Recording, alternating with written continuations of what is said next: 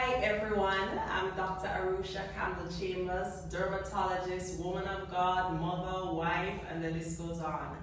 And we are here with Arise and Blossom with Dr. Arusha. You know, I really feel that I was led by God to start this talk show years ago. Those close to me know that this has been something that has been on my heart, and I've been praying about the right time to do it. I remember my pastor, Apostle Mary Wildish, prophesied that I would, start this talk show, and here we are today.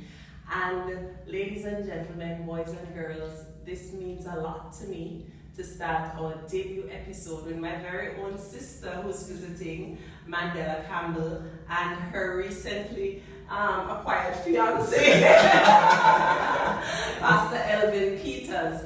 And I'll allow them to introduce themselves. Welcome to Arise and Blossom. Thank you, Dr. Arusha. It's great to be here. I'm Mandella Campbell. I'm from the beautiful island of St. Vincent and the Grenadines.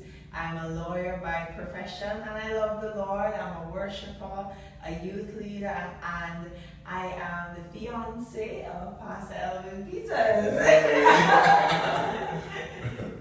So, Elvin, tell us a bit about yourself now. Well, my name is Elvin Peters, as Dr. Arusha said, and I am the pastor of Pembroke Pentecostal Church in St. Vincent, and I am in love with this lovely young lady here, Mandella Campbell.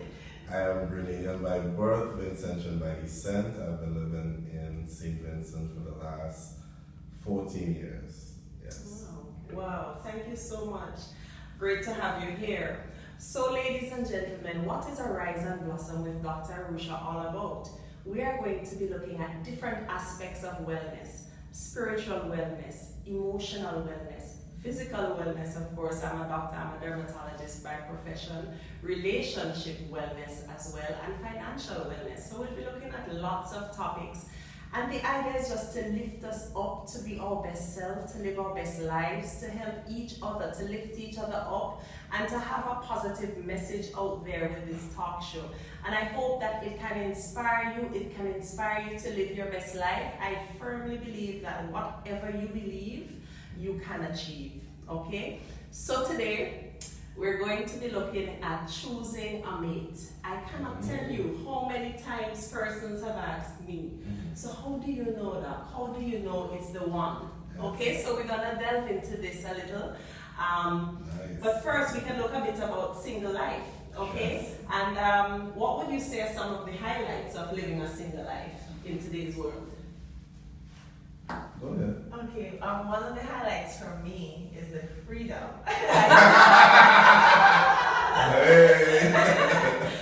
You don't have some of the restraints that married persons would have. You won't have a husband, and you may not have children, so you're free. If you want to travel, you're free to give more of yourself. So in terms of volunteer work, when you're called upon, you don't have to check with someone to see if it's okay and check children's schedules to see if it's okay. You can just pick up and go, as you please. So that's one of the benefits of being single. Okay, anything you'd like to add, Elvin? I think I would say about the same. And as a believer, I think you can give up more of yourself to the Lord and the things of the Lord. And it's important, I think, as a single person, to actually enjoy your single life. Right. Because there are persons who are actually, their goal is to get married, so they're so focused on getting married that all of their single life, they just think about getting married and not actually enjoying their singleness. And I think it's important because singleness is not a curse, it's not a disease.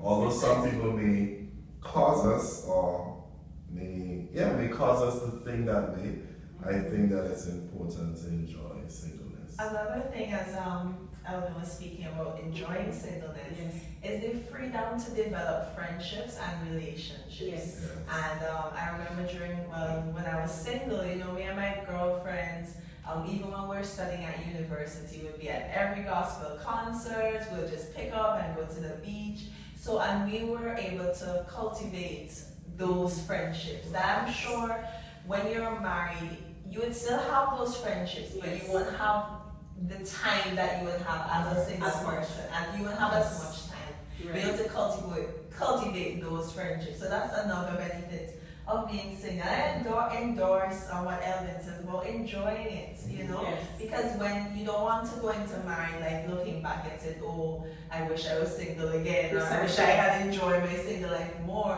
When you go into the other season now, you want to be able to enjoy the marriage life because it's just another season of life. Precisely. I firmly believe, as you say, in enjoying the journey, enjoying Yes. every step, you Yes. know, of the way. So now that we've spoken about some of the highlights of single life, what would you say are some of the issues or challenges that some single persons may face in today's society? Well, I personally think that as a believer, that as a single person, compromise, that's one of the biggest challenges, because every and anything that is God's standard, Yes. everything out there just basically speaks to that, to say compromise. Compromise in your sexuality, compromise in the way that you think, compromise in a relationship that you may be currently in. Well, I think personally that someone who is a believer and seeking to live a life of singleness, one of the major areas that we are challenged is in compromising every standard that God has in sexuality, in current relationships, even in our own, just the way that we think and we interact with others and so on. So, for instance, sex sells. We know this, and it's everywhere. It's on TV, it's on the social media. We drive, we see billboards, we look at newspapers, we see them. It's basically everywhere. You know, one thing, sorry to cut in, that really irks me, Yes. those license plates with the woman in a Right. sort of sexually suggestive position, Yes. which I think needs to be addressed. But anyway, just wanted So- to put that one in there. Yeah, I mean, you're right, because in all of those things, especially as a young man, I know the struggles of young men, that in itself, it encourages us to compromise. And that's the challenge there. Right, to That's stand a up challenge. for what you believe in or what you believe. And, you know, there is such a strong, I would say, almost war on marriage that you perceive in some areas, where, you know, we're in an era where we feel like because of our freedom, we have freedom to do whatever we want and there's no consequence. Yes. So, you know, there's a lot of pressure out there when you are trying to uphold your values in your singlehood, even in the church, you know, and there are a lot of other pressures too, financial pressures that may also cause some women and men to choose to compromise. There are a lot of issues. Any other issues or challenges you can think of, Mandella? Well, in relation to what Elvin has just said too, you know, the temptations are there, and when you see other persons, it can cause you to think that, oh, everyone is doing it, so why don't I? But, you know, I just want to encourage even the young persons listening to, not everyone, you know, is compromising. So even as a single person, you can live out a single life that's a life of purity towards God. And how are some of the practical ways that you can combat these challenges, you would say, as a single person? I think, and this is a passion of mine. No, I honestly think that not getting ourselves into certain situations that helps a lot. Because I think what happens is that you have to set boundaries. Yes. Right? You have to set boundaries. And if you don't set boundaries, there are no limits. So therefore, you will just follow either what you feel to do, what you see other people doing, or what people tell you to do. Yes. For instance, I can use our relationship as an example. We're engaged, we're getting married in about five months and some weeks. And we have made a personal decision that we're not going to kiss until our wedding Now that is not the easiest thing, Right. because as you can see, we are two human beings, we are real. Right. We have blood flowing through our veins.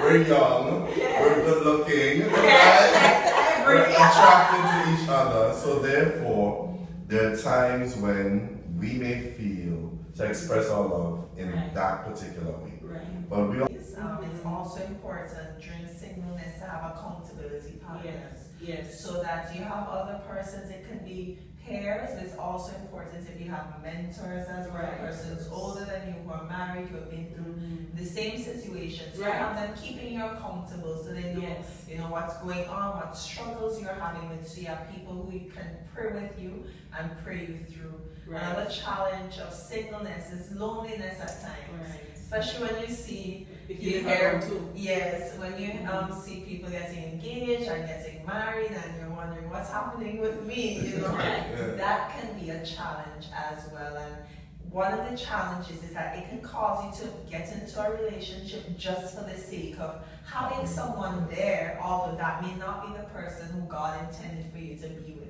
Right. So that's a challenge. So to combat that, it's important to have friends around you and to even keep yourself occupied in doing things, you know, like you can do volunteer work, you can help out with the elderly, help out at home, learn a skill, do things to occupy your time so you don't feel that loneliness. And loneliness can also come with depression and all of that. And it's also important to find yourself and find your identity in God as well, because through Him you will find the fulfillment and the satisfaction that you will need, not only in your singleness, but that will also help in married life, because your spouse may not be able to satisfy every longing and desire. So it's important to find satisfaction in Christ. Right. Wow. You guys are wise beyond your years. I love it. I love this conversation.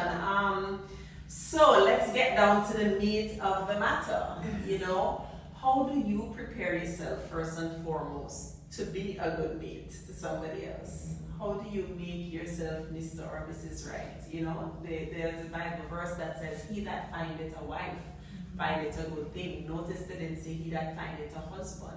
He that findeth a woman. Right. So you have to be that wife material if that is what you are aspiring for, even before, you know, even in your singleness. Yes. It's really a deep concept to sort of wrap your minds around. But what would you say? How would you advise persons to prepare themselves to be a great mate?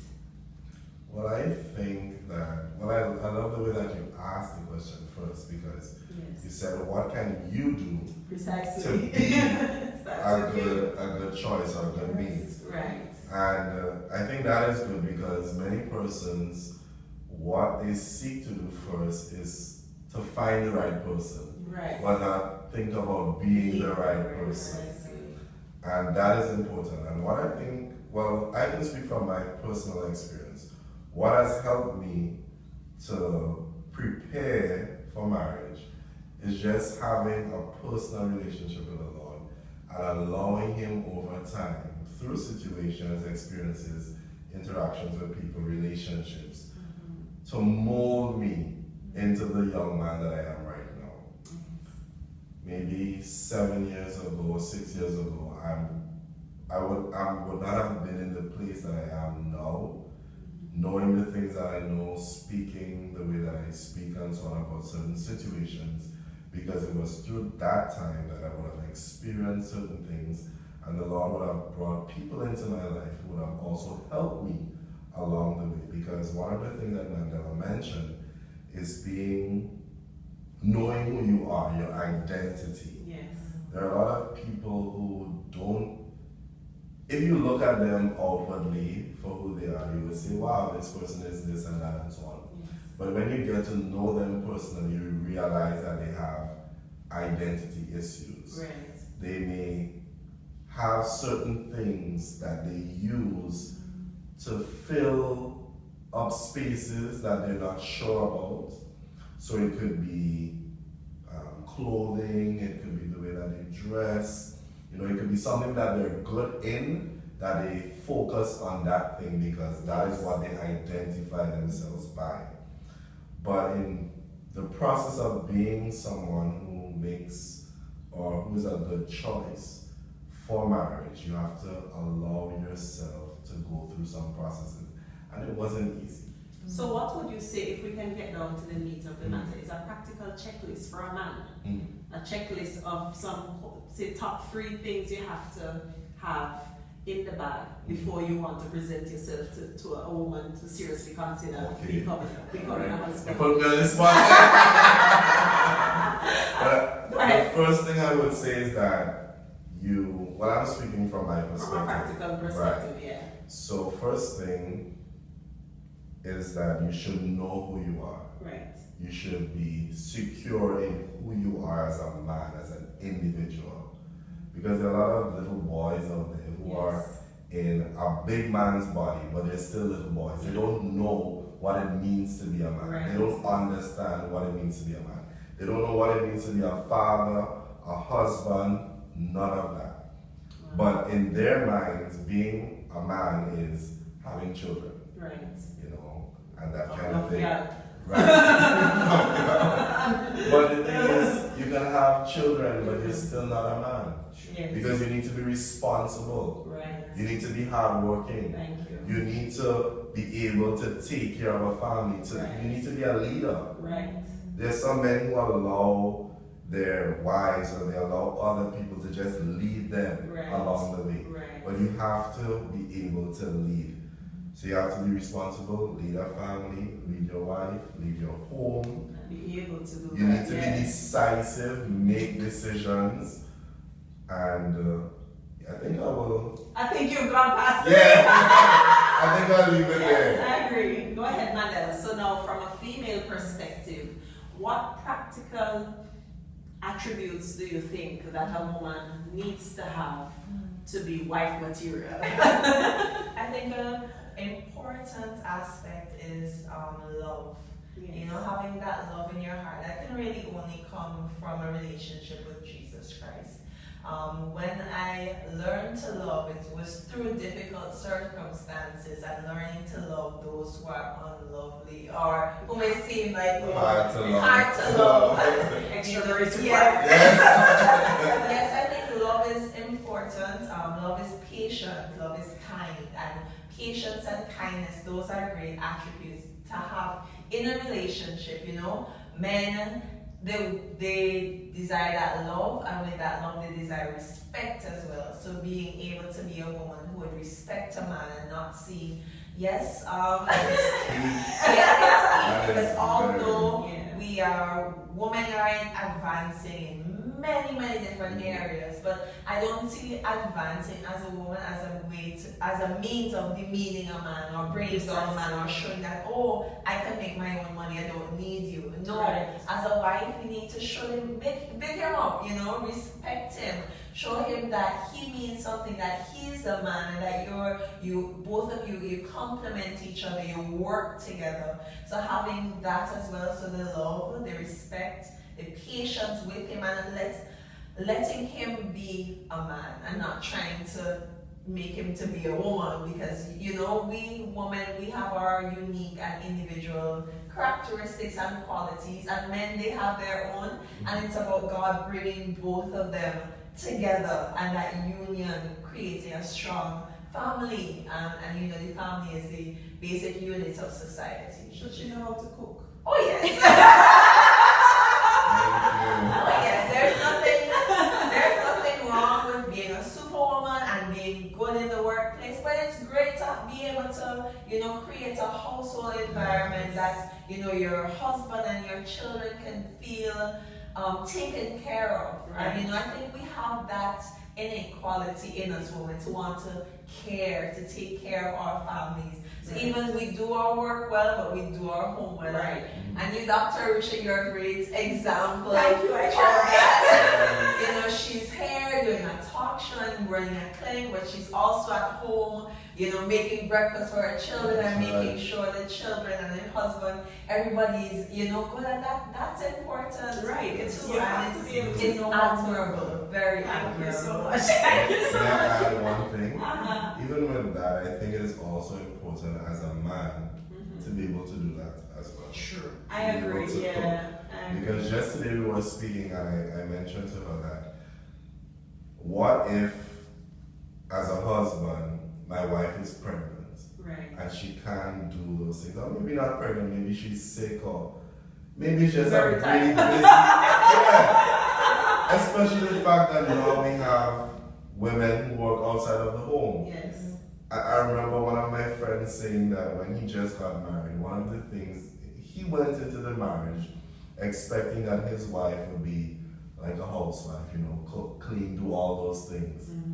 And then when he got home and he realized that it wasn't done, he would get upset, but then he had to remember, he took it for granted because he forgot that she worked out of the home as well. Right. So when he was out, she was out. Right. And then he realized that he also had to help in the home. Right. And I think that's important for men to know as well, because there's still some men who think that as a man you just make money, you come home, and everything must be there. Right. But it also helps to help your wife. And I'm sure that the women here, they agree that it's something that they appreciate. Yes.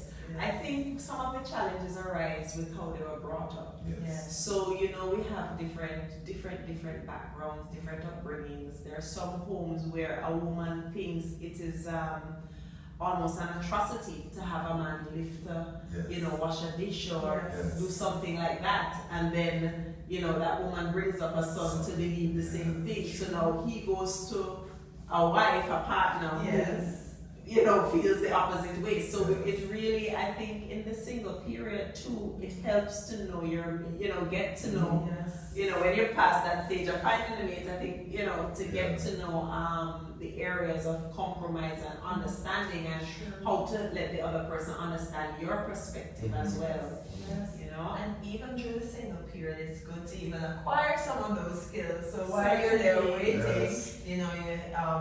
you cook, you clean, you iron, you get yourself in that, so that once you go into the marriage, that it will come naturally for both men and women.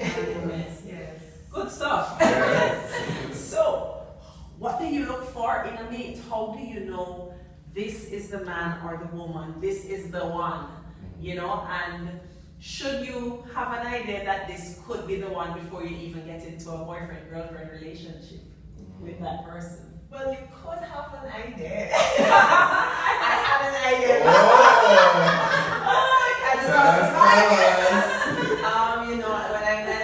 When I met Elvin, we had known each other. We knew each other for about 13 years or so, but just as acquaintances, we never really spoke.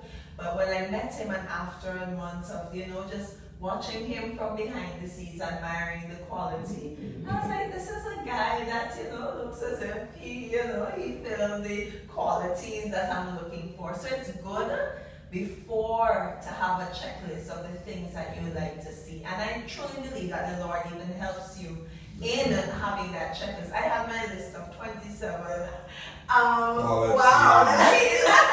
That I made in 2006. As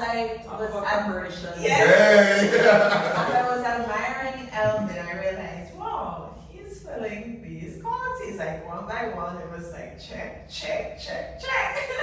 And almost if not all of the items on my list, Elvin, the qualities that I had that I desired, and even more, I saw them in Elvin. Wow. Yes, so I saw two stacks. And in praying about it, because I didn't just say, oh, he has all the qualities and jump right into the relationship. I prayed about it, I sought counsel from God. We prayed about it together and sought counsel from others. And I really felt the peace of God. When people say, oh, when you know, it's like, how do you know? But you do know, and you really feel the peace of God. And when others around you can give you that support as well, I think that sort of solidifies the knowledge that you have that this person. So my next question is, what are some of the qualities that were on your checklist? About 27. Loyal and faithful. You know, I wanted somebody who would be loyal and faithful to me. I didn't want to be in a position where I had to wonder, oh, when my husband is at a certain, I want to be, you know, jittery to see if he's, you know, there. So loyal and faithful. Intelligent, because, you know, I am an educated woman as well, and you want somebody who, like, at the end of the day, that you could, you know, have an intelligent conversation, that you can reason, you know, about certain things of life. Well, stick up it. May I interrupt you for a bit? How would you advise a woman? Because the reality of a lot of women today is that they find difficulty in finding a mate who has their sort of equivalent earning potential and so forth. Is this, and you know, for men, that can be a big deal, as you would attest to, for men to sort of, you know, because they feel that they need to be the provider. Right. You know, how do you deal with these issues with somebody that you think you really feel led to, you're really falling in love with, or, you know? Well, I think it can be difficult. The person doesn't have to have exactly the same qualifications that you have. Right. But I believe that you have to have a measure of humility and understanding as well. Right. Because even though the person may not have the same qualifications, once that man is confident in himself and in who he is, even though the woman may be earning more, then he will not feel threatened. You know, and that actually was one of my qualities on the list, that, you know, he will be intimidated by me and by where I am in life. And once he is secure in himself and he's confident in who he is and his potential as well, that would be a key in that relationship. And also for the woman as well, she has to be humble. Right. Because she can't hold it over Right. and say, you know, I make any money in here, you know, so she has to be humble with it. Because at the end of the day, who makes more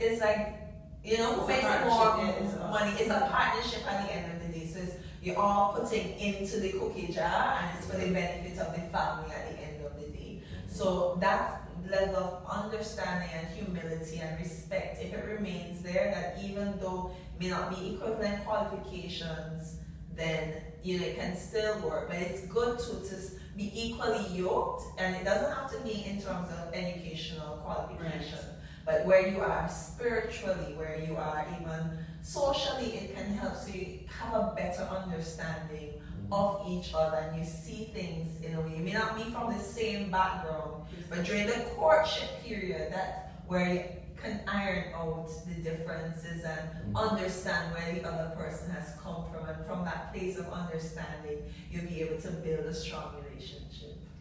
Elvin, what are some of the qualities that would make you know that, or we could probably generalize it a bit more generally, that you think would indicate that a woman is the right mate? How do you know you found Mrs. Right or Miss Right? First, I think you need to know what you're looking for. Right. You need to know what you're looking for. For me, I had a list as well. Wow. I had two lists actually. Oh wow!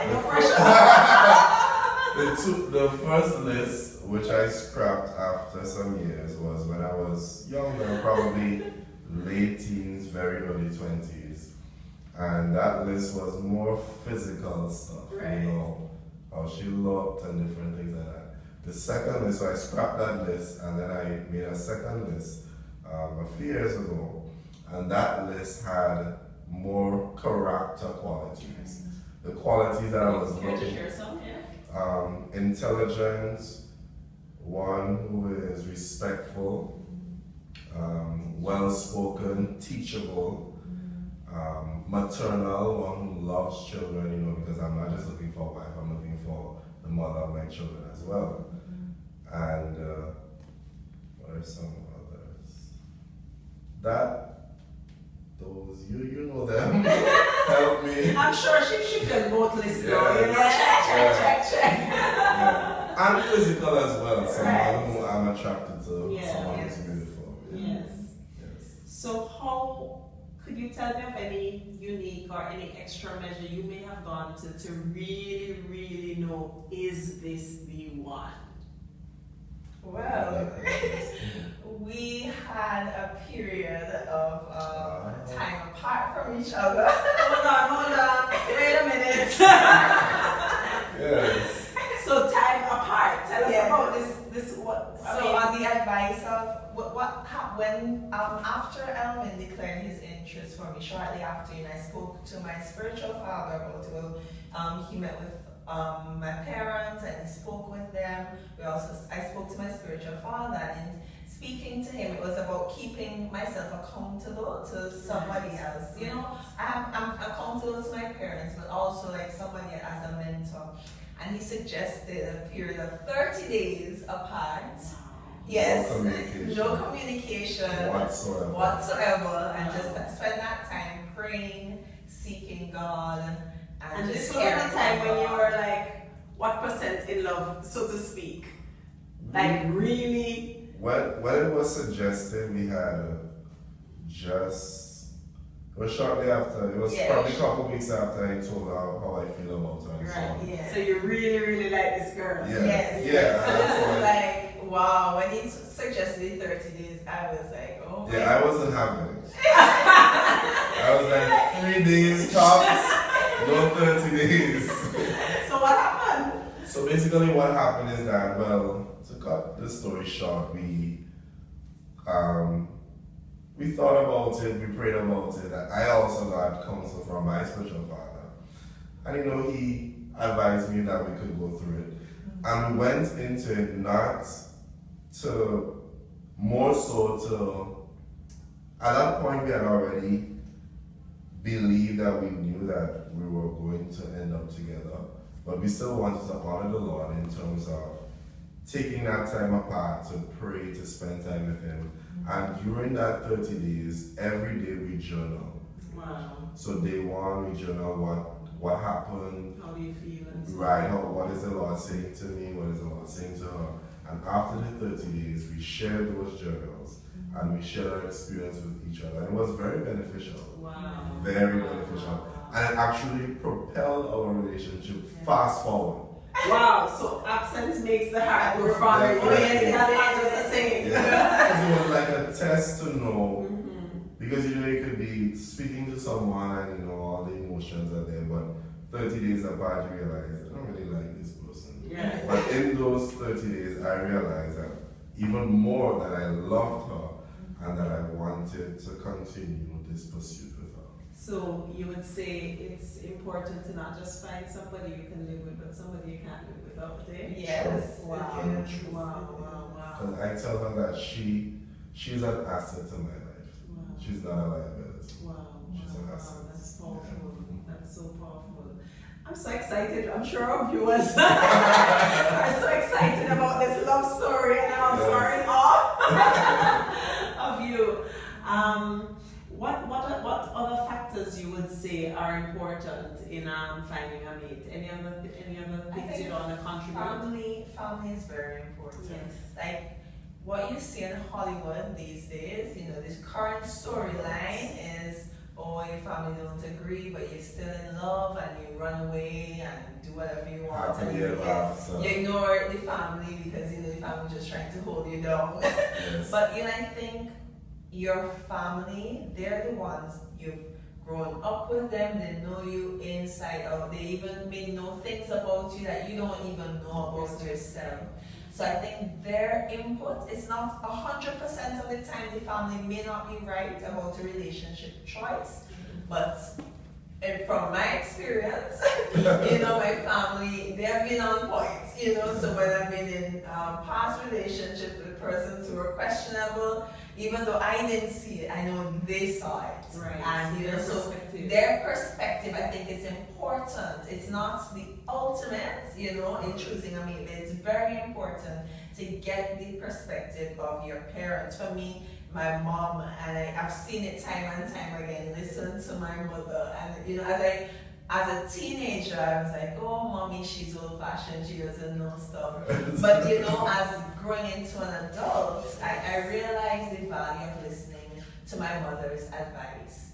And in past relationships, things I didn't see, she saw. And I saw only after. Yes. But with Elvin, what really touched me is that right away, she discerned his character. She discerned that yes, this is the one. And I mean that meant a lot to me, and even my siblings and other friends getting their input.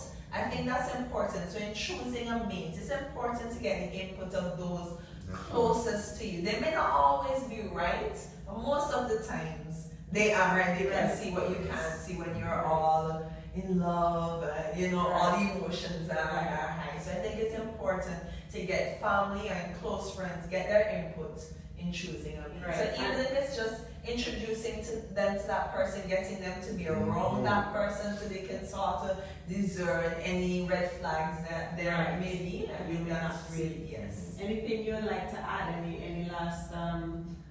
Any last bits of advice to persons finding a mate, choosing a mate? One of the things that I've said that I've realized over the last couple of years is that a lot of young people tend to get into a relationship secluded. So they don't incorporate the advice, the counsel of peers or elders, or sometimes it's just their peers. Right. But they get into a relationship, and what tends to happen is that mommy or daddy or family find out on the street that their son or their daughter is seeing someone. Right. And I don't think that's good. Right. That's not good at all. So it's important, just like Mandella said, to incorporate other people in the process. Very, very, very important to have those persons involved. As she said, they may not always be correct, but they give good advice majority of the times. And you have to also know the people that you're around, your family and friends, that if they really do have your best interests at heart, then more than likely they will be able to tell you. Wow. And before we wrap up, I just thought about, what about those persons who think they found their mate and it goes wrong? And they have to, they think they were headed for marriage, this is it, and it doesn't work out. What advice would you give them? Hey! Been there, done that. There is life after a breakup. Yes.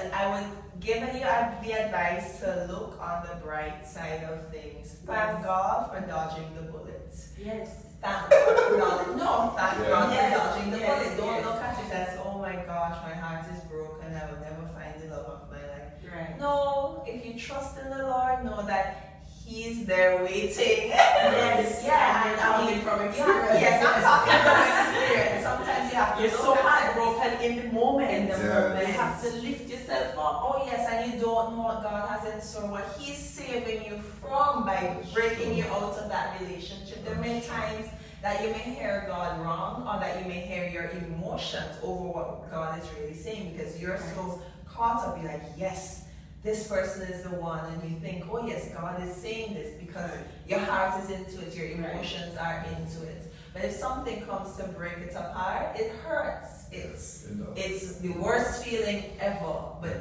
look at it from the bright side. Say, Lord, this person probably is not a good thing for me, because He said, no good thing will you withhold from them that walk uprightly. And He also said He work all things together for good to those who love Him. Right. So see it as, okay, God, this is not the person, and someone is still there. You're going to bring Him into my life, and thank you for protecting me from making the decision. Because for me, I think marriage is for life. Right. So like you may end up in a situation, and when you're married, you realize, oh wow, so it's a good thing to break up before you get to the point. And wait on the Lord. I waited. And I mean, thank you guys for all that you've shared. Everything you've shared, I mean, we are talking from a Christian perspective. Yes. These principles hold true for anybody. Yes. Would you agree? Yes. Would you agree?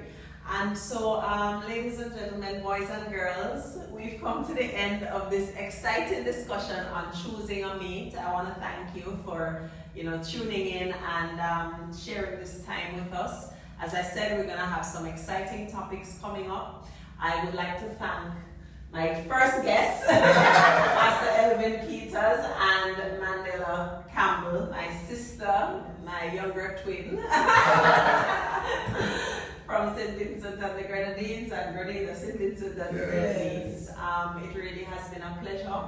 And I want to thank, just take this opportunity, seeing as it's the first show, to thank my husband for his support and for being that fabulous mate and, you know, making it all worth it. I thank my parents, I thank my friends and my extended family, and also Dr. Julian Walters, who several years ago we sat down and we actually wrote, you know, some ideas about, you know, having this talk show and so forth, and she was encouraging me, go do it, Dr. Arusha, do it, you know, I see it. So Dr. Julian, here it is, we're starting. Thank you all, thank you so much for tuning in, and I'll be with you again once more soon with from Arise and Blossom with Dr. Arusha.